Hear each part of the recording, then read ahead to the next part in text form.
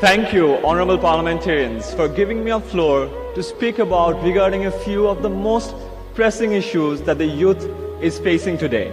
I'm Ayman Sadiq, founder of 10 Minute School, where we teach more than 150,000 students every single day, and that too completely free of cost. This makes us the largest online education platform of a small but a very optimistic nation called Bangladesh. When I used to teach back in 2013 in an offline class, the number of students attending in one class was only 40.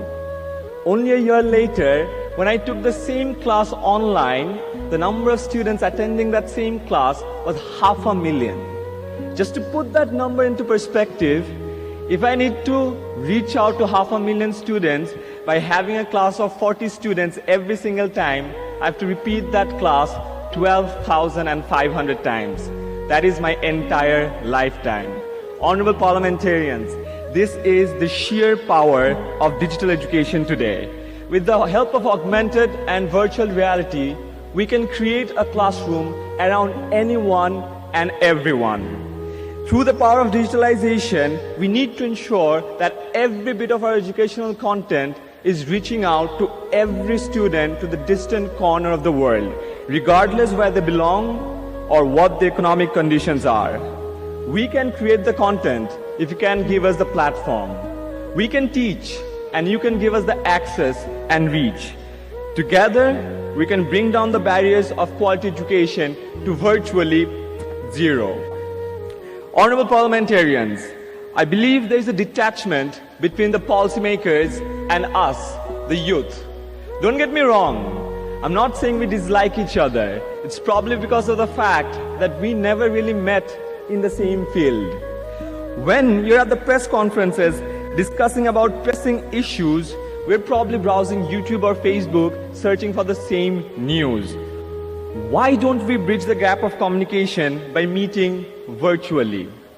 Imagine this, a student sitting in a traffic, but he, instead of being frustrated about it and posting a Facebook status, is maybe discussing how to solve this problem with an honorable parliamentarian through a Facebook live show, where both the parties are engaging simultaneously.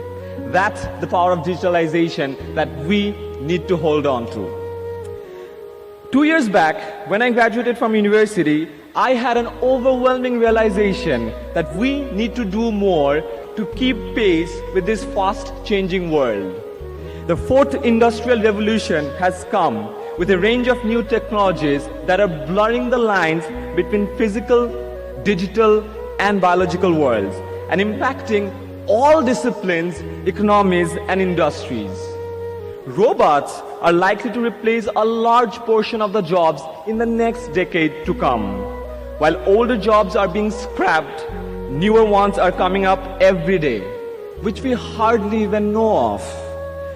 Dear parliamentarians, we request you to create a curriculum that can keep up with the rapidly changing industry, a system where we would learn by doing rather than just reading. Because in this world, we need more doers.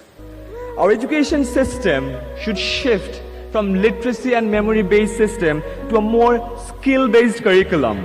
We should teach our students about emotional, digital, and financial intelligence. There is no point of teaching students the fact-based content, most of which is already available on Google. We need to reduce this mismatch between the industry need and the academia supply.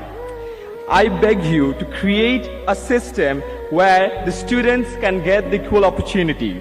Once the students enter the job market, this redundancy in education sometimes fails to connect them with proper jobs. If you imagine, out of the 2.4 billion people in the Commonwealth countries, 60% of them are under the age of 30.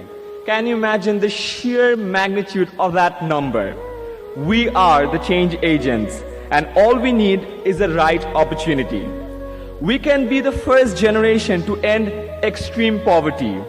We can be the most determined generation to end injustice and inequality, and the last generation to be threatened by problems like refugee crisis or climate change. For that, we need